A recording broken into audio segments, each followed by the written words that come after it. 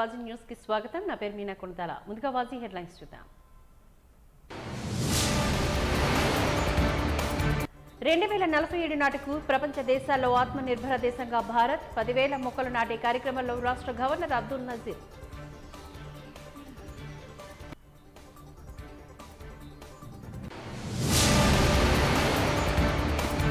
YCP ప్రభుత్వం రాష్ట్రంలో అధికారంలోకి వచ్చాక భవన నిర్మాణ కార్మికులకు అన్యాయం చేసిందంటూ నాయకులు. వెల్ఫేర్ బోర్డు పునరుద్ధరించాలని డిమాండ్ చేసిన అనసూయ. మార్గశిర మాస ఉత్సవాల్లో భాగంగా 3వ లక్ష్మీవారం తెల్లవారుజామున జరిగిన ప్రత్యేక అభిషేకాలు, పూజలు. శ్రీ శ్రీ కనక మహాలక్ష్మి ఆలయంలో బారులు తీరిన భక్తులు. ఇక డీటెయిల్స్ చూద్దాం. వైసీపీ నుంచి పోటీ చేయలేక ఎమ్మెల్యేలే పారిపోతున్నారంటూ టీడీపీ నేత నారా లోకేష్ ఎద్దేవా చేశారు. తాడేపల్లిలో పార్టీ విస్తృత స్థాయి సమావేశంలో నారా లోకేష్ ఈ సందర్భంగా మాట్లాడారు. టీడీపీ కేడర్ను ఇబ్బంది పెట్టిన వారిని పార్టీలో చేర్చుకోమంటూ స్పష్టం చేశారు. ఎవరిని కదిలించినా వైసీపీ ప్రభుత్వం చేసింది సున్నా అంటున్నారని అన్నారు. పార్టీ శ్రేణులు 100 రోజులు కష్టపడి చంద్రబాబును సీఎం చేయాలంటూ హితో పలికారు. మంగళగిరి ప్రజలకు సొంత ఖర్చుతోని 27 పథకాలు అమలు చేస్తున్నామని అన్నారు. ఓడిన చోటే గెలవాలని, మరో చోటుకి వెళ్లలేదు అని మంగళగిరిలో పార్టీ నేతలతో వ్యాఖ్యానించారు. ఇంకా మహిళలు సొంత కాళ్ళపై నిలబడడానికి స్త్రీ శక్తి పేరుతో టైలరింగ్ కానీ బ్యూటీషియన్ కోర్సులు ఇచ్చి మెషిన్లు కూడా అందజేసిన పార్టీ తెలుగుదేశం పార్టీ. పెద్దలు చెప్పినట్లు ఎన్టీఆర్ సంజీవని పేరుతో మండలాలకు ఒక బండి, పట్టణాలకు వచ్చే క్లినిక్ ఏర్పాటు చేసి ఉచితంగా మందులు కూడా మనం ఇస్తున్నాం. ఇంకా యువ పేరుతో నిరుద్యోగ యువతకి సాఫ్ట్వేర్ ట్రైనింగ్లు ఇచ్చి ఉద్యోగాలు కల్పిస్తున్నాం. జలధార పేరుతో ప్రభుత్వం తాగునీరు అందించబోతే మనం వాటర్ ట్యాంకర్ల ద్వారా తాగునీరు అందిస్తున్నాం. ఏకంగా వాటర్ ప్లాంట్లు కూడా ఏర్పాటు చేసుకున్నాం మనం. ఇంకా అన్నగారు పేరుతో ప్లే గ్రౌండ్లు పెట్టాం, టోర్నమెంట్లు కూడా ఏర్పాటు చేశాం. దివ్యాంగులకి ట్రైసైకిల్స్, రజక సోదరులకి ఇస్త్రీ బండ్లు, స్వర్ణకారులకి ఏకంగా ఒక సంక్షేమ సంఘం ఏర్పాటు చేశాం. పురోహితులకి, పాస్టర్లకి, ఇమాములకి పండగ వస్తే బట్టలు కూడా పెట్టిన పార్టీ మన తెలుగుదేశం పార్టీ. ఈ ప్రభుత్వం కనీసం గుంటలు పూడ్చబోతే ఆ గుండెలు కూడా పూడ్చిన party Telugu Desam party. Gravel road అంటే వర్షాకాలం వస్తే రోడ్ల సమస్య ఉంటే గ్రావెల్ రోడ్లు కూడా మనం వేసాం. ఇంకా నాయ బ్రాహ్మణులకి సలూన్ చైర్లు, కిట్లు, కార్మికులకి వెండింగ్ మెషిన్లు, కోవిడ్ వచ్చినప్పుడు కూడా వైద్య సహాయం ఆనాడు మనం అందజేశాం. ఆర్ఎంపీ సోదరులకి కిట్లు ఏర్పాటు చేశాం. ఏకంగా ఎండాకాలం వస్తే చలివేంద్రాలు, దాని ద్వారా తాగునీరు, మజ్జిగ అందించాం. ఇంకా మా దళిత సోదరుల ఇంట్లో పెళ్లింటే తాళి బొట్టు కూడా అందజేస్తుంది మన పార్టీ తెలుగుదేశం పార్టీ. ఇంకా మా చేనేత సోదరులకి రత్నాలు, ఇప్పుడు ఏకంగా వీవరశాల ఒకటి మంగళగిరి పట్టణంలో ఏర్పాటు చేశాం. వచ్చే నెలలో కూడా అదే. ప్రధాని మోదీ విజన్ ఆలోచనలకు అనుగుణంగా ప్రతి పౌరుడు, అధికారి, ప్రజాప్రతినిధి, స్వచ్ఛంద సేవకులు వికసిత భారత సంకల్పయాత్రలో భాగస్వామ్యం కావాలి అంటూ రాష్ట్ర గవర్నర్ అబ్దుల్ నజీర్ పిలుపునిచ్చారు. వికసిత భారత సంకల్పయాత్రను విశాఖ వేదికగా గురువారం ఆయన ప్రారంభించారు. ఈ సందర్భంగా ఏయూ కన్వెన్షన్ హాల్లో ఏర్పాటు చేసిన ప్రత్యేక సభలో ప్రజలు ఉద్దేశించి మాట్లాడారు. ఈ సందర్భంగా గవర్నర్ మాట్లాడుతూ 2047 నాటికి ప్రపంచ దేశాల్లో భారతదేశం అభివృద్ధి చెంది ఆత్మనిర్భర దేశంగా నిలుస్తుందని అన్నారు. కేంద్ర సంక్షేమ పథకాలు అందరి వారు ఎవరైనా ఉంటే వికసిత భారత సంకల్ప యాత్ర ద్వారా పొందవచ్చంటూ హితవు పలికారు.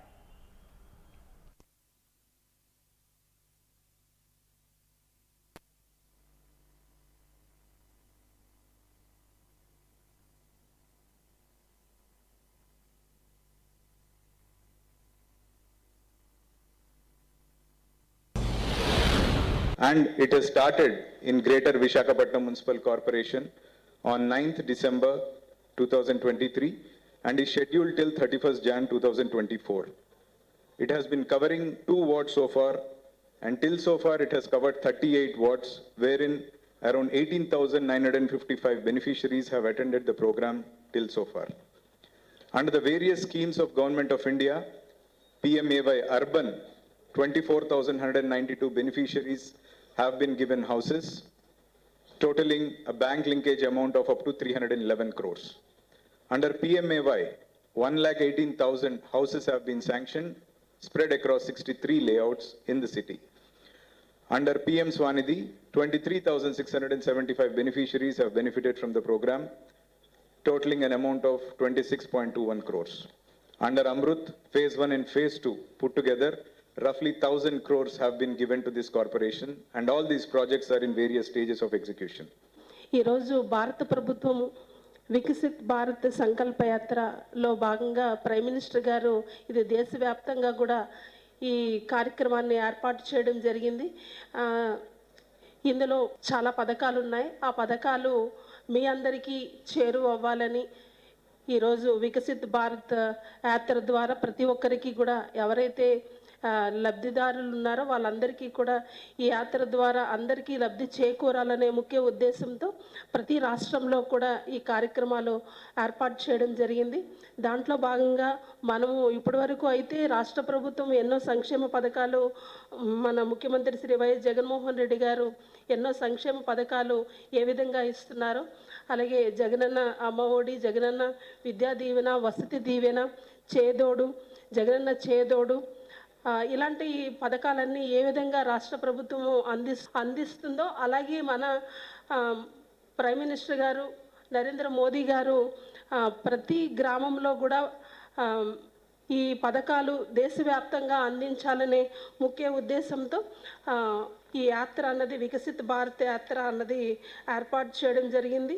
ఇందులో ఆ పథకాలు పిఎం ఆవాస యోజన ఒకటి, అలాగే 1 సెంటు గృహము, అలాగే పిఎం స్వానిధి, అలాగే అమృత్లో Phase 1 Phase 2లో మనము చాలా వరకు ఎన్నో డెవలప్మెంట్ వర్క్స్ చేసాము విశాఖపట్నంలో అవన్నీ, అలాగే NULM కింద అర్బన్ హోమ్లెస్ షెల్టర్స్ అదొకటి, Ayushman Bharat cards, smart city projects, అలాగే సిటీ ప్రాజెక్ట్స్, పిఎం ఈ బస్ సేవా యోజన, అలాగే పైలట్ ప్రాజెక్ట్ కింద ఆంధ్రప్రదేశ్ ఇంకా అభివృద్ధి చెందాలనే ముఖ్య ఉద్దేశంతో ఏదైతే సూరత్, వారణాసి, ముంబై లాంటి సిటీస్ని ఎంపిక చేస్తూ అలాగే విశాఖపట్నాన్ని కూడా ఎంపిక చేయడం జరిగింది. మన ప్రైమ్ మినిస్టర్ శ్రీ నరేంద్ర మోదీ గారు. కేంద్ర ప్రభుత్వం ద్వారా అమలవుతున్న అనేక ముఖ్య పథకాలు మరియు కార్యక్రమాలు గురించి పౌరులకు తెలియం చేయడం, అర్హులైన ప్రజలు ఆ పథకాల లబ్ధి పొందేలా సాధికారత కల్పించడం, ప్రజలకు మరింత చేరువుగా వెళ్ళి ఈ పథకాల గురించి అవగాహన కల్పించే ఉద్దేశంతో ఈ వికసిత్ భారత్ సంకల్ప యాత్ర కార్యక్రమం చేపట్టిన విషయం మీ అందరికీ తెలిసినదే.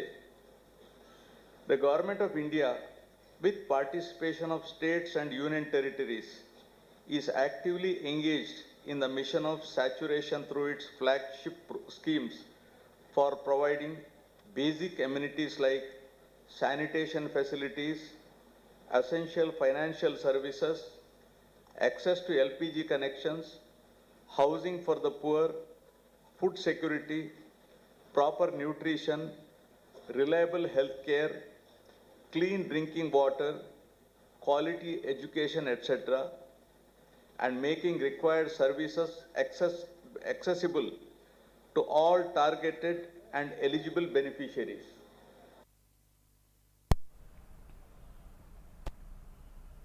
తమ న్యాయమైన డిమాండ్లను పరిష్కరించాలని కోరుతూ వీఆర్ఏలు నిరసన దీక్షలు చేపట్టారు.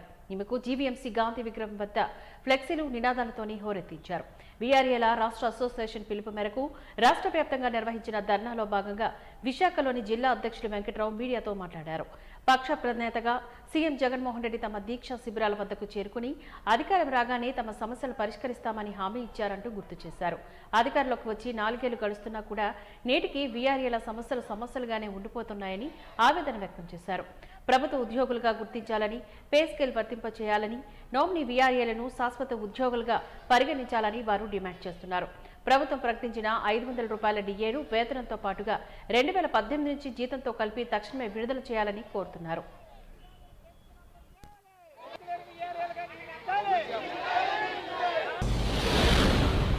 మా ముఖ్యమైన డిమాండ్లు తెలంగాణ వలె పే స్కేల్ చేయాలని, అర్హులైన విఆర్ఏలకు ప్రమోషన్లు ఇవ్వాలని, డిఏ 500 నుండి పెంచినవి రికవరీ చేశారు. మరలా మా జీతంలో ఇవ్వవలసిందిగా మనవి. మాకు జగన్మోహన్ రెడ్డి గారు 2017 సంవత్సరంలో అలంకార సెంటర్లో భారీ ఎత్తున ధర్నా చేస్తున్న టైంలో, ప్రతిపక్ష నాయకుడి హోదాలో ఉన్న టైంలో ఆయన మా దగ్గరికి వచ్చి అన్న వస్తున్నాడు, మీ సమస్యలను పరిష్కరిస్తాం అని ఎంతో హామీ ఇచ్చారండి. మేము ఎంతో సంతోషంగా పొంగిపోయామండి. కానీ ఈరోజు 4.5 సంవత్సరాలు అయినా సరే కనీసం మా కాసి కన్నెత్తి కూడా చూడలేదండి. ఎన్ని దపదపాలుగా ధర్నా చేసినా మా యొక్క సమస్యలు పరిష్కరించండి అని ఎన్ని దపదపాలతో ధర్నా చేసినా సరే మా వైపు కనీసం చూడలేదండి. చూడండి కాక డిఏ రికవరీ చేశారండి. కనీస వేతనం కూడా పెంచాలని చెప్తానండి. తెలంగాణ రాష్ట్రం వల్లే పే స్కేల్ అమలు చేయాలని, విఆర్ఏలకి పే స్కేల్ అమలు చేసి వీళ్ళ కుటుంబాలను ఆదుకుంటారని ప్రధాన డిమాండ్లుగా ముందుకెళ్తున్నామండి. ఈ రోజు రాష్ట్ర వ్యాప్తంగా గ్రామ రెవెన్యూ సహాయకులు 20,000 మంది అన్ని జిల్లా కలెక్టర్ ఆఫీస్ ముందు ధర్నా చేస్తున్నాం. ప్రధాన డిమాండ్ ఏంటంటే తెలంగాణ రాష్ట్రంలో మాదిరిగా పే స్కేల్ అమలు చేయాలన్నది మా ప్రధానమైన డిమాండ్. ఉమ్మడి రాష్ట్రంగా గతంలో కలిసి ఉండే ఈరోజు 2 తెలుగు రాష్ట్రాల కింద అయ్యాయి. గతంలో 55,000 మంది ఉన్న గ్రామ రెవెన్యూ సహాయకులు ఈరోజు 2 రాష్ట్రాలకి విడిపోయారు. మరి అక్కడ పే స్కేల్ అమలు చేసినప్పుడు ఇక్కడ ఎందుకు అమలు చేయరని అడుగుతున్నాం. అలాగే 2017లో ప్రతిపక్ష నాయకుడిగా ఉన్న జగన్మోహన్ రెడ్డి గారు మా శిబిరంలోకి వచ్చి నన్ను గెలిపించండి, మీ సమస్యలను వెంటనే పరిష్కారం చేస్తానని చెప్పారు. అధికారంలోకి వచ్చారు, 4.5 సంవత్సరాలు అయింది. ఇప్పటి వరకు కూడా ఒక్క సమస్య కూడా పరిష్కారం చేయలేదు. అదే సందర్భంలో డిఏ రికవరీ చేసి ఈరోజు గ్రామ రెవెన్యూ సహాయకులు ఇబ్బంది పెట్టడం జరుగుతుంది. ఏదైతే 500 రూపాయలు డిఏ పెంచుతామని చెప్పారో ఆ డిఏని 2018 నుంచి ఇప్పటి వరకు కూడా జీతంలో కలిపి అమలు చేయాలనేది ఇంకో డిమాండ్. అలాగే ఐడియల్ యూత్ మూవ్మెంట్ ఆధ్వర్యంలోని మరలిరాదు ఈ జీవితం పేరిట మత్తు పదార్థాల వ్యతిరేక ఉద్యమం చేపట్టామని తెలియజేశారు. ఈ మేరకు బీజేఎఫ్ ప్రెస్ క్లబ్లో నిర్వహించిన విలేకరుల సమావేశంలోని పాల్గొని గోడపత్రిక ఆవిష్కరణ ఉద్యమ ప్రారంభం జరిగింది. ఈ సందర్భంగా నిర్వహించిన సమావేశంలోని వారు మాట్లాడారు. మత్తు వినియోగంపైన అధికారులు కఠిన చర్యలు చేపట్టాలని కోరారు. అలాగే మత్తు పదార్థాల వినియోగం పట్ల కలిగే దుష్ప్రభావాలను యువత తెలుసుకోవాలని హితవు పలికారు. మత్తుకు బానిసలు కాకుండా మంచి మార్గంలో నడవాలని ఉద్యమాన్ని చేపట్టామంటూ తెలిపారు.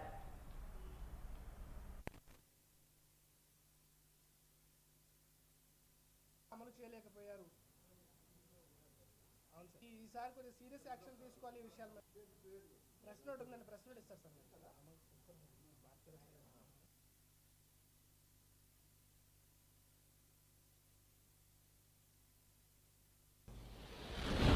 ఐడియల్ యూత్ మూవ్మెంట్ ఒక సైద్ధాంతిక సంస్థ. ఇది యువకులలో పనిచేసేటువంటి సంస్థ. యువకుల యొక్క శక్తి సామర్థ్యాలు నిర్వీర్యం కాకుండా వాళ్ళ యొక్క శక్తి సామర్థ్యాలు దేశ ప్రగతికి, ఒక ఉన్నతమైనటువంటి సమాజ స్థాపనకు ఉపయోగపడాలని పనిచేసేటువంటి ఒక సంస్థ. ఇవాళ ఈ ఆధునిక యుగంలో యువకులని అనేక చెడు వ్యసనాల ద్వారా వాళ్ళ యొక్క శక్తి సామర్థ్యాలన్నీ కూడా నిర్వీర్యం అయిపోతున్నాయి.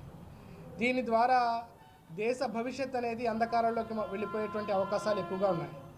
యువత టెక్నాలజీ పరంగా, ఎడ్యుకేషన్ పరంగా ఎంత ముందుకైతే ఉంటుందో ఆ దేశ ప్రగతి కూడా అంత ఉన్నతంగా ముందుకు సాగేటువంటి అవకాశాలు ఎక్కువగా ఉంటాయి. కానీ వాళ్ళ పరిస్థితి మనం గమనిస్తూ ఉంటే మత్తు పదార్థాలు విరివిగా లభించటం, లేదంటే దాన్ని ఒక ఫ్యాషన్గా ప్రారంభించడం ద్వారా వాళ్ళ యొక్క జీవితాన్ని అర్థవంతంగా ముగించేటువంటి పరిస్థితి వాళ్ళ కనబడుతూ ఉంది. కాబట్టి ఐడియల్ యూత్ మూవ్మెంట్ యువకులలో శక్తి సామర్థ్యాన్ని పెంపొందించడానికి, వాళ్ళ యొక్క శక్తి సామర్థ్యాలు ఒక రైట్ డైరెక్షన్లో ఉపయోగపడేలాగా వాళ్ళని ట్రైన్ చేస్తూ ఉంటుంది. దాంట్లో భాగంగానే కొన్ని సామాజిక సేవా కార్యక్రమాల్ని ఏర్పాటు చేయడం జరుగుతుంది.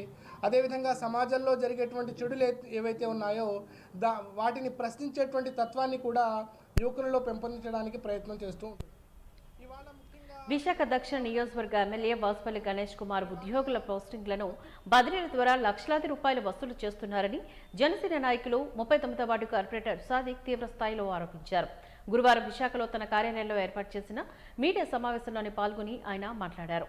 ప్రతి పనికి 1 గంట రేట్ను ఫిక్స్ చేసి మరీ ఉద్యోగుల నుంచి వసూలు చేస్తున్నారని, ఆయన చేసే ప్రతి అక్రమాన్ని దశల వారీగా బయటపెడతామని అన్నారు. తనకు తెలియకుండా ఎవరైనా బదిలీపై వచ్చినా వారిని తక్షణమే పంపే విధంగా ఎమ్మెల్యే పేరిట లెటర్లు ఉన్నతాధికారులకు పంపుతున్నారని ఆయన ఆరోపించారు.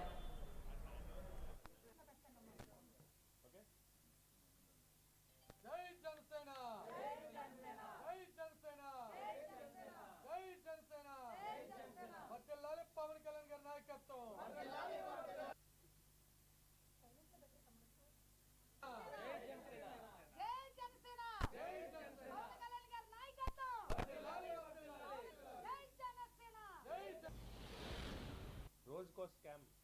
చూస్తాం. ఈ వాసుపల్లి గణేష్ కుమార్ పైన నిన్న మేము యుద్ధం ప్రకటించడం జరిగింది. సో దాంట్లో భాగంగానే ఈరోజు మొదటి స్కామ్గా వాసుపల్లి పిలుపు, డబ్బు కొట్టు, పోస్టింగ్ పట్టు, ఈరోజు ఈ టాపిక్ మీద ఆయన చేసిన స్కామ్ ఏదైతే ఉందో దాని గురించి వెలుగు తీద్దామని చెప్పేసి ఈరోజు ఈ టాపిక్ పెట్టాం. క్లియర్గా ఏంటి రాసాం? డబ్బు కొట్టు, పోస్టింగ్ పట్టు.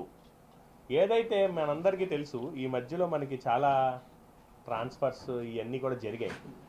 ఏదైతే ఈ జీవీఎంసీలో కానీ, పోలీస్ డిపార్ట్మెంట్లో కానీ, ఇంకా రకరకాల్లో, అది ఏదైనా సరే, అంటే డిపార్ట్మెంట్ ఏదైనా సరే డబ్బు కొట్టు, పోస్టింగ్ పట్టు అన్నట్లో భాగంగా ఈ వాసుపల్లి గణేష్ కుమార్ అనే వ్యక్తి ఏం చేశారంటే, ఒక మెనూ కార్డు ఉంది ఆయన దగ్గర, ఒక టారిఫ్ ఉందన్నమాట.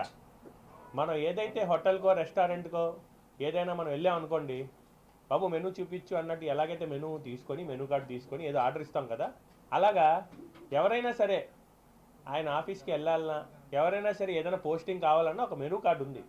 ఆ మెనూ కార్డు ఏంటంటే క్లియర్గా సిఐ పోస్టింగ్కి 10 లక్షల రూపాయలు, ఎస్ఐకి 5 లక్షల రూపాయలు, హోంగార్డ్ పోస్టింగ్ అంటే ట్రాన్స్ఫర్లో ఇవన్నీ కూడా అనమాట 2 లక్షల రూపాయలు, మ్యూచువల్ ట్రాన్స్ఫర్ రికమెండేషన్ అనమాట. అంటే ఒక లెటర్, ఏదైనా సరే ఒక రికమెండేషన్ లెటర్ కావాలంటే 1 లక్ష రూపాయలు, మినిమం 1 లక్ష రూపాయలు ఒక రికమెండేషన్ లెటర్ ఇవ్వాలంటే ఆయన టారిఫ్లో భాగం అనమాట వాసుపల్లి. అలాగే మ్యూచువల్ ట్రాన్స్ఫర్ రికమెండేషన్స్ ఉంటాయి, ఈ ఏరియా నుంచి ఆ ఏరియాకి ట్రాన్స్ఫర్లు కానీ దేనికైనా సరే 1 లక్ష రూపాయల నుంచి 10 లక్షల రూపాయలు. ఆ పోస్ట్ బట్టి, ఆయన తాలూకున్న క్యాడర్ బట్టి. ఒక పోస్ట్ ఉంది జీవీఎంసీలో, పెద్ద పోస్ట్ అనుకోండి, లైక్ సిఎంఓహెచ్ పోస్ట్ అనుకోండి, లేకపోతే ఇంకేమైనా పీడీ పోస్ట్ అనుకోండి, ఒక 10 లక్షల వరకు వాళ్ళ తాలూకా టారిఫ్లు అనమాట. అందుకే ఈ రికమెండేషన్ లెటర్స్కి ఏంటంటే మినిమం 1 లక్ష రూపాయలు, మ్యాక్సిమం 10 లక్షల రూపాయలు అనమాట. అలాగే ఈ family certificate, legal heir certificate అంటారు కదా, ఈ లీగల్ హైర్ సర్టిఫికేట్స్ కూడా ఎవరైతే కావాలో వాళ్ళందరూ కూడా ఈ వాసుపల్లి గణేష్ కుమార్ ఎమ్మెల్యే తాలూకా ఆఫీస్కి వెళ్తే ఏంటంటే, ఏంటి ఆ లీగల్ హైర్ సర్టిఫికేట్ కాకుండా ఆస్తులు ఏంటి అవన్నీ చూసి ఎంఆర్ఓకి ఫోన్ చేసి రికమెండ్ చేయాలంటే దానికి కూడా ఏంటంటే 50,000 నుంచి 2 లక్షల రూపాయల తాలూకా టారిఫ్ ఫిక్స్ చేశారనమాట. అంటే చిన్నవి ఏవైనా చిన్న ఆస్తులు అవి ఉంటే 50,000 తీసుకుంటారు. పెద్ద ఆస్తులు ఉన్నాయి, దాని వెనకాతల వాళ్ళకు ఫ్యామిలీ సర్టిఫికేట్ కావాలంటే కేవలం ఒక ఫోన్ చేసి చెప్పడానికి. షిఫ్ట్ ఆపరేటర్, ఏపీఈపీడీసీఎల్లో ఎలక్ట్రికల్ డిపార్ట్మెంట్లో షిఫ్ట్ ఆపరేటర్లు అవుట్సోర్సింగ్ పోస్టుల కోసం 6 లక్షల రూపాయలు, 6 lakhs ఒక పోస్ట్ కోసం 6 లక్షల రూపాయలు. అవుట్సోర్సింగ్ పోస్ట్, గవర్నమెంట్ దాంట్లో అవుట్సోర్సింగ్ పోస్ట్ ఏదైనా దానికి రికమెండ్ చేసి పోస్టింగ్ వేయించాలంటే 5 లక్షల రూపాయలు. శానిటరీ వర్కర్, ఏదైతే జీవీఎంసీలో ఏదైతే పారిశుభ్ర కార్మికులు ఉంటారో వాళ్ళ కోసం 3 లక్షల రూపాయలు. అంగన్వాడీ టీచర్స్, ఈ అంగన్వాడీ టీచర్స్కి 2 లక్షల రూపాయలు. ఆయా, అంగన్వాడీలో ఆయాకి 1 లక్ష రూపాయలు. ఆశా వర్కర్స్ ఎవరైతే ఉన్నారో వాళ్ళందరికీ 1 లక్ష రూపాయలు. అలాగే ఈ నామినేటెడ్ పోస్టులు ఉన్నాయి, మనకు తెలుసు. ఏదైతే ఈ గుడి తాలూకా నామినేటెడ్ పోస్టులు చైర్మన్లు కానీ, బోర్డు మెంబర్స్ కానీ, దీనికి అందరు కూడా మీ అందరికీ తెలుసు. ఒక విషయం ఏంటంటే, కేవలం కనక మహాలక్ష్మి టెంపుల్ కోసం, ఆలయం కోసం, చైర్మన్ కోసం ఒక వ్యక్తి 1 కోటి రూపాయలు ఈ గణేష్ కుమార్కే ఆఫర్ చేయడం జరిగింది. డబ్బులు కూడా ఈయన తీసుకున్నాడు. ఆ వ్యక్తి పేరు నేను చెప్పదలుచుకోలేను, కానీ 1 కోటి రూపాయలు గణేష్ కుమార్కి ఆయన ఆఫర్ చేసి ఇప్పుడు దాకా ఆయనకి పోస్ట్ ఇప్పిస్తాను, అదిగో ఇప్పిస్తాను, ఇదిగో ఇప్పిస్తానని ఆయన తిప్పుతున్నాడు. వైసీపీ ప్రభుత్వం రాష్ట్రంలో అధికారంలోకి వచ్చాక భవన నిర్మాణ కార్మికులకు గాను అన్యాయం చేసిందని భవన నిర్మాణ కార్మిక సంఘం జిల్లా అధ్యక్షురాలు అనసూయ విమర్శించారు. భవన నిర్మాణ కార్మికుల సంఘం రాష్ట్ర కమిటీ పిలుపు మేరకు బి వెంకట్రావు ఆధ్వర్యంలో జీవీఎంసీ గాంధీ విగ్రహం వద్ద నిరసన కార్యక్రమాన్ని నిర్వహించారు. ఈ సందర్భంగా ఆమె మాట్లాడుతూ, వైసీపీ ప్రభుత్వం వచ్చిన తర్వాత టీడీపీ నాయకులు ఇసుక కుంభకోణం చేశారని, ఇసుకను ఆపేశారని ఆయన తెలిపారు. ఈ కారణంగా 6 నెలల్లో ఇసుకను నిలిపివేయడం తర్వాత కోవిడ్ కారణంగా పనులు దొరక్క భవన నిర్మాణ కార్మికుల జీవితాలు అతలకుతలం అయ్యాయంటూ ఆవేదన వెల్లబుచ్చారు.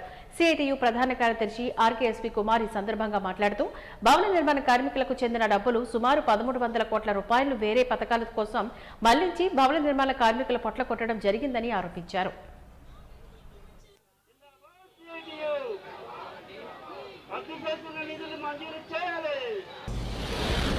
ఈరోజు ప్రధానంగా జగన్మోహన్ రెడ్డి ప్రభుత్వం అధికారంలోకి ఎక్కిన నుంచి 12-14 మెమోను ఒకటి తీసుకొచ్చి భవన నిర్మాణ కార్మికుల ఏవైతే క్లెయిములు ఉన్నాయో ఆ క్లెయిములు అనేది పూర్తిగా రద్దు చేయడం జరిగింది. ఈ క్లెయిముల తాలూకు ఉద్దేశం ఏంటంటే భవన నిర్మాణ కార్మికుడు బిల్డింగ్ మీద పనిచేస్తే 1% సెస్ అనేది వసూలవుతుంది. ఆ సెస్ని ఈరోజు ఈ ప్రభుత్వం తన అవసరాలకి ఓడుకోవటం జరుగుతుంది. భవన నిర్మాణ కార్మికుడు భార్య డెలివరీ అయితే 20,000 రూపాయలు వచ్చేవి. అలాగే భవన నిర్మాణ కార్మికుడు కుమార్తె డెలివరీ అయితే 20,000 రూపాయలు వచ్చేవి. భవన నిర్మాణ కార్మికుల పిల్లలకి స్కాలర్షిప్లు వచ్చేవి. ఈ ప్రభుత్వం వచ్చాక ఎటువంటి క్లెయిములు కూడా రావటం లేదు. అదే కాకుండా భవన నిర్మాణ కార్మికుడు సహజ మరణం అయితే 2 లక్షల రూపాయలు వచ్చేవి. అలాగే ప్రమాద సావత్తు చనిపోతే 5,20,000 రూపాయలు వచ్చేది. ఈ ప్రభుత్వం 12-14 మెమోను తీసుకొచ్చి పూర్తిగా దీన్ని రద్దు చేయడం జరిగింది. ఇది ఈ బోర్డు సొమ్ము అనేది ఎవరి సొమ్ము కాదు. ఈ సొమ్ము భవన నిర్మాణ కార్మికుడు బిల్డింగ్ మీద పనిచేస్తే ఫస్ట్ బిల్డింగ్ ప్లాన్ ఇచ్చేటప్పుడే బిల్డింగ్ ఓనర్ దగ్గర నుండి 1% సెస్ అనేది వసూలవుతుంది. ఈ సెస్ సొమ్ము బోర్డుకి చెల్లిస్తారు. ఈ సొమ్ముని ఈ ప్రభుత్వం తన అవసరాలకి పవర్ ఫైనాన్స్ కంపెనీకి అలాగే రాజన్న బీమాకి ఇతరత్ర పథకాలకు వాడుతుందా తప్పగానే భవన నిర్మాణ కార్మికులకి 1 రూపాయి కూడా చెల్లించడం లేదు. రాహుల్ గాంధీ నేతృత్వంలో దేశం సర్వతోముఖాభివృద్ధి చెందుతుందని జిల్లా కాంగ్రెస్ నగర అధ్యక్షుడు గొంప గోవింద్ ఆశాభావాన్ని వ్యక్తం చేశారు. కాంగ్రెస్ పార్టీ 138వ ఆవిర్భావ దినోత్సవం పురస్కరించుకుని జగదంబ జంక్షన్లో గల కాంగ్రెస్ పార్టీ కార్యాలయంలో వేడుకలను నిర్వహించారు. ఈ సందర్భంగా పలువురు కాంగ్రెస్ నాయకులు మీడియాతో మాట్లాడారు. దేశ ప్రజలకు స్వాతంత్ర్యం, స్వేచ్ఛతో కూడిన పాలన అందించిన ఘనత కేవలం కాంగ్రెస్ పార్టీకే దక్కుతుందని చెప్పారు. విభజన హామీల అమలు, ఉత్తరాంధ్ర ప్రయోజనాలపైన కాంగ్రెస్ పార్టీ చిత్తశుద్ధితో కృషి చేస్తుందని పేర్కొన్నారు. రానున్న 2024 ఎన్నికల్లో కాంగ్రెస్ పార్టీని బలోపేతం చేసే దిశగా కార్యకర్తలు, శ్రేణులు కృషి చేయాలని పిలుపునిచ్చారు. ఈ సందర్భంగా కేక్ కట్ చేసి సంబరాలు చేసుకున్నారు.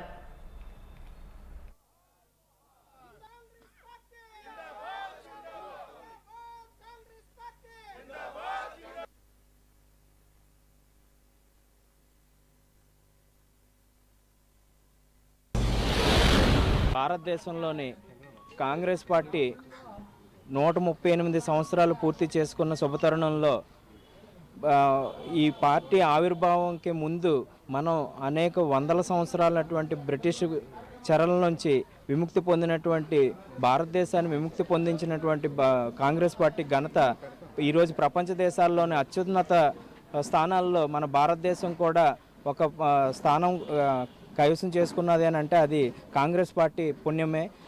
ఎంతోమంది ప్రాణత్యాగాలని చేయడం వల్ల ఈరోజు మనం ఈరోజు ఈ స్వాతంత్రాన్ని మనం అనుభవిస్తున్నాం, స్వేచ్ఛా స్వాతంత్రంతో బ్రతుకుతున్నాం. ఈరోజు ఈ కార్యక్రమం నుంచి ఇంకా రేపు రానున్న కాలంలో 100 రోజులైతే మనకు టైం ఉంది కాబట్టి రేపు రానున్న కాలంలో ప్రతి ఒక్కరూ కూడా కలిసికట్టుగా పనిచేసి కాంగ్రెస్ పార్టీని గెలిపించడానికి మేము అందరం కూడా కృషి చేయాలని మనస్ఫూర్తిగా విశాఖ నగర కాంగ్రెస్ తరఫున కోరడం అయితే జరుగుతుంది.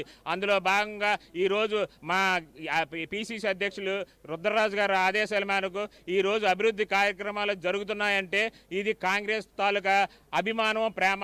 ఈరోజు ఎలక్షన్ ఎప్పుడు వస్తుందా అని పార్టీలు పక్కన పెట్టి ప్రతి వ్యక్తి కూడా ఈరోజు ఎదురు చూస్తున్నారు. రోజు దగ్గరలో ఉంది. అలాగే ప్రతి ఒక్కరు కూడా ఈరోజు మా ఏఐసిసి అధ్యక్షులు పార్టీలు మారకుండా ఏ పార్టీలో పుట్టామో ఈ రోజు వరకు కూడా అదే పార్టీలో ప్రజల కోసం ఆలోచించే వ్యక్తిగా ఏఐసిసి అధ్యక్షులు మల్లికార్జున ఖర్గే గారు ఉన్నారు. అలాగే మా పిసిసి అధ్యక్షులు గిరిగి రుద్రరాజు గారు కూడా ఆయన పుట్టేది కాంగ్రెస్ పార్టీలో, ఆయన పెరిగేది కాంగ్రెస్ పార్టీలో, ఆయన ప్రాణం ఉన్నంత వరకు కూడా కాంగ్రెస్ పార్టీలో ఉంటానని చెప్పడం అయితే జరిగింది. కాబట్టి ఉత్తరాంధ్రలో ఎంతో మంది నాయకులకు రాజకీయ పాఠాలు నేర్పించిన ప్రొఫెసర్ ద్రోణంరాజు సత్యనారాయణ అంటూ పలువురు వక్తలు కొనియాడారు. ద్రోణంరాజు 18వ వర్ధంతిని పురస్కరించుకొని పూనా మార్కెట్ ఆయన చిత్రపటానికి పలువురు నేతలు ఘన నివాళులర్పించారు. ఈ సందర్భంగా 37వ వార్డు కార్పొరేటర్ విల్లూరు భాస్కర్రావు ఈ సందర్భంగా మాట్లాడారు. నేడు మంత్రులుగా, ఎమ్మెల్యేలుగా ఎంతో మందిని తయారు చేసిన ఘనత ద్రోణంరాజు సత్యనారాయణకే దక్కుతుందని అన్నారు. వెలుగులతో కూడిన ద్రోణంరాజు ఇల్లు అంటే రాజకీయ యూనివర్సిటీ అంటూ కొనియాడారు. అదే కోవలో నడిచిన ద్రోణంరాజు శ్రీనివాస్ తనయుడు సత్యనారాయణ మనవడు భవిష్యత్తులోనూ ఉన్నత స్థాయిలో ఉండాలని ఆకాంక్షించారు. వైసీపీ నాయకులు సీతంరాజు సుధాకర్ ఈ సందర్భంగా మాట్లాడుతూ ద్రోణం మరణించి 18 సంవత్సరాలు గడుస్తున్నప్పటికీ కూడా ఇప్పటికీ మర్చిపోలేని జనారాధన ఉందని అన్నారు. కార్యక్రమంలో ద్రోణంరాజు సత్యనారాయణ, శ్రీనివాస్ అభిమానులు, వైసీపీ నాయకులు, కార్యకర్తలు అధిక సంఖ్యలో పాల్గొని ఘన నివాళులర్పించారు.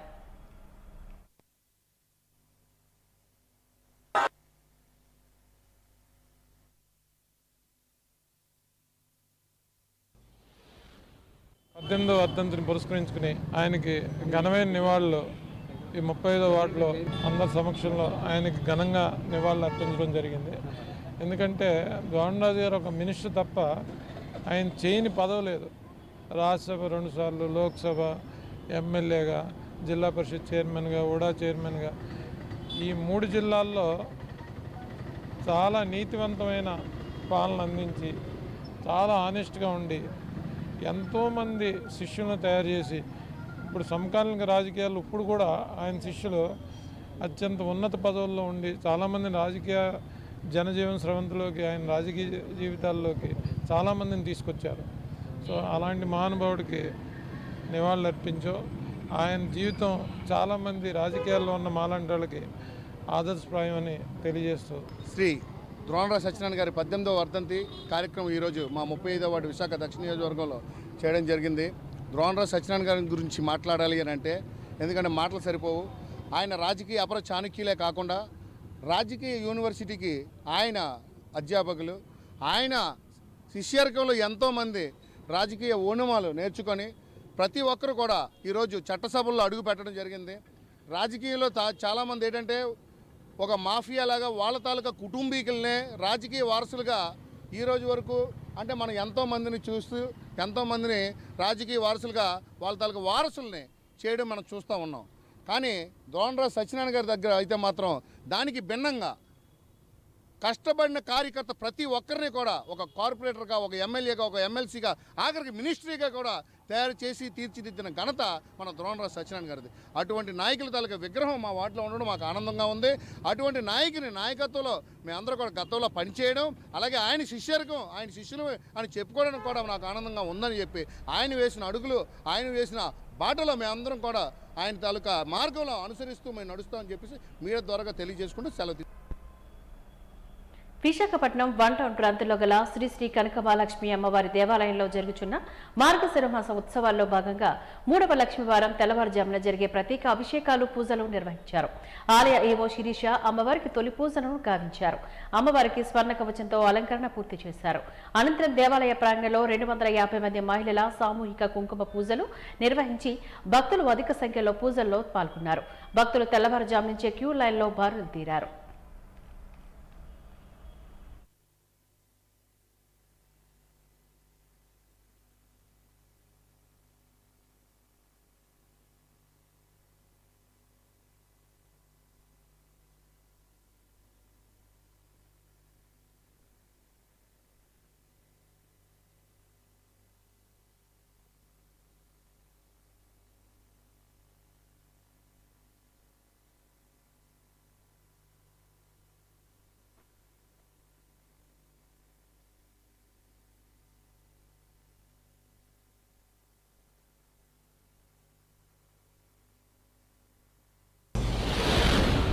రద్దీ అధికంగా ఉంది. రాత్రి 12 గంటల నుంచి మొదలుకొని కంటిన్యూస్గా ఇదే విధంగా ఈ రష్ అనేది ఉంటూ ఉంది. ఇక్కడ అమ్మవారికి స్వయం పూజ చేసుకోవడం భక్తులకు ఆనవాయితీ కాబట్టి కొంచెం దర్శనాలకి వాళ్ళు స్లోగా మూవ్ అవుతున్నప్పటికీ వీలైనంత త్వరగా అయ్యే విధంగా అయితే చూస్తూ ఉన్నాము. ఈరోజు ఎక్కువ రష్ ఉంటుంది కాబట్టి దానికి తగ్గట్టు ఎక్కువ వాలంటీర్స్ కానీ అందరూ కూడా ఉండి వాళ్ళ సర్వీసెస్ని ఇవ్వడం జరుగుతూ ఉంది. ఇప్పుడు మధ్యాహ్నం జగన్నాథ స్వామివారి దేవస్థానం వద్ద 12 గంటల నుంచి అన్నప్రసాద వితరణ కూడా ఒక 6,000 మంది వరకు భక్తులకు జరుగుతూ ఉంది. సాయంత్రం సాంస్కృతిక కార్యక్రమాలు కూడా ఏర్పాటు చేయడం జరిగింది. ఈ రష్ ఈరోజు ఇలానే 11-12 వరకు కూడా కంటిన్యూ అవుతుంది. అప్పటి వరకు కూడా స్టాఫ్ అందరూ కూడా షిఫ్ట్స్లో ఉండి వాళ్ళ డ్యూటీస్ అనేది చేస్తూ ఉన్నారు. ఈ ఉత్సవాలు జనవరి 11 వరకు ఉన్నాయి. మార్గశిర మాస ఉత్సవాలు 11వ తేదీ వరకు కూడా ఇదే విధంగా భక్తులు వచ్చి అమ్మవారిని దర్శనం చేసుకుంటూ ఉంటారు కాబట్టి వాటికి అన్ని ఏర్పాట్లు మరియు వీలైనంత త్వరగా దర్శనం అయ్యే విధంగా ఇక్కడ అందరూ కూడా వర్క్ చేస్తూ ఉన్నారు. ఈరోజు ఒక 45 నుంచి 50,000 మెంబర్స్ వరకు వచ్చి నైట్ 12 లోపు అమ్మవారిని దర్శనం చేసుకుంటూ ఉంటారు. అన్ని వేస్ కూడా అన్నిట్లోనూ రెస్ట్రిక్ట్ చేసి అందరూ ఎవరి లైన్స్లో వాళ్ళు వెళ్ళేటట్టే చేయడం జరుగుతుంది. ఇక్కడ ఏదో ఎగ్జిట్లో ఎవరో పంపించారని తెలిస్తే వెంటనే దాన్ని అబ్స్ట్రక్ట్ చేయటము. ఆంధ్రలో ఎంతో మంది నాయకులకు రాజకీయ పాఠాలు నేర్పించిన ప్రొఫెసర్ ద్రోణంరాజు సత్యనారాయణ అంటూ పలువురు వక్తలు కొనియాడారు. ద్రోణంరాజు 18వ వర్ధంతిని పురస్కరించుకొని సిరిపురం జంక్షన్ దరి విగ్రహం వద్ద పలువురు నేతలు ఘన నివాళులర్పించారు. ఈ సందర్భంగా వారు మాట్లాడుతూ నేడు మంత్రులుగా, ఎమ్మెల్యేలుగా ఎంతో మందిని తయారు చేసిన ఘనత ద్రోణంరాజు సత్యనారాయణకే దక్కుతుందని అన్నారు. అదే గౌలో నడిచిన ద్రోణంరాజు శ్రీనివాస్ తనయుడు కూడా సత్యనారాయణ మనవడు భవిష్యత్తులో ఉన్నత స్థాయిలో ఉండాలంటూ ఆకాంక్షించారు.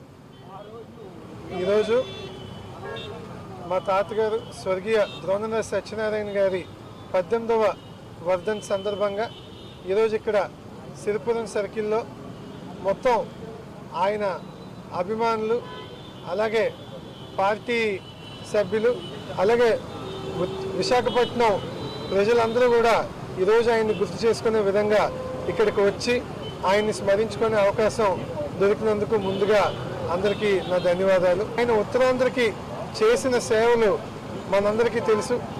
మేము చిన్న వయసులో ఉన్న ఈరోజు ఆయన చేసిన పనులన్నింటి గురించి కూడా పెద్దవాళ్ళందరూ మాకు చెప్పడం, రాజకీయాల్లోకి ఎవరు వచ్చినా ఆయన్ని స్ఫూర్తిగా తీసుకోవాలని చెప్తుంటారు. ఆయన ఏదైతే ఒక రాజకీయ విశ్వవిద్యాలయం అని చెప్పి అందరూ చెప్తారో అలాంటి కుటుంబంలో నేను పుట్టడం నిజంగా నా అదృష్టం.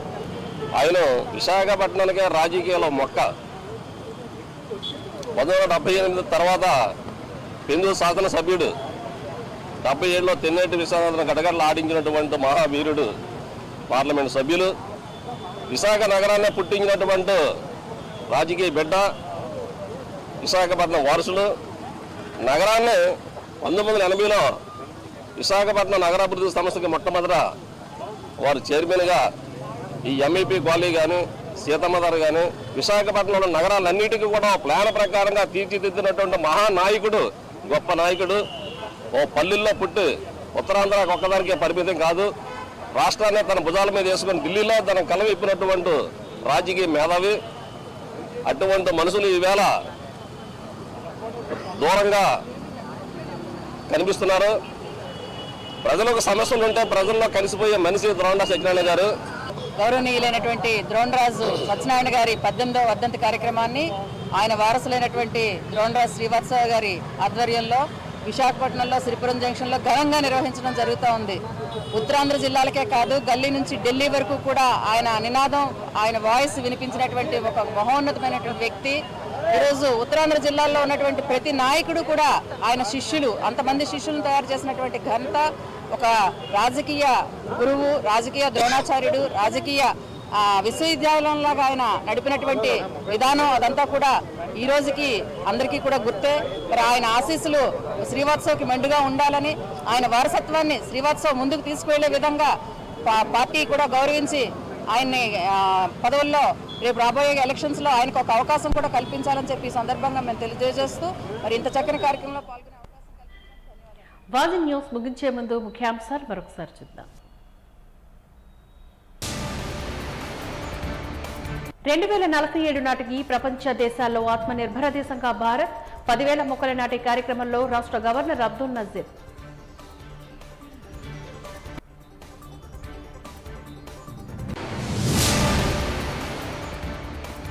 వైసీపీ ప్రభుత్వం రాష్ట్రంలో అధికారంలోకి వచ్చాక భవన నిర్మాణ కార్మికులకు గాను అన్యాయం చేసిందని నాయకులు. వెల్ఫేర్ బోర్డు పునరుద్ధరించాలని డిమాండ్ చేసిన అనసూయ.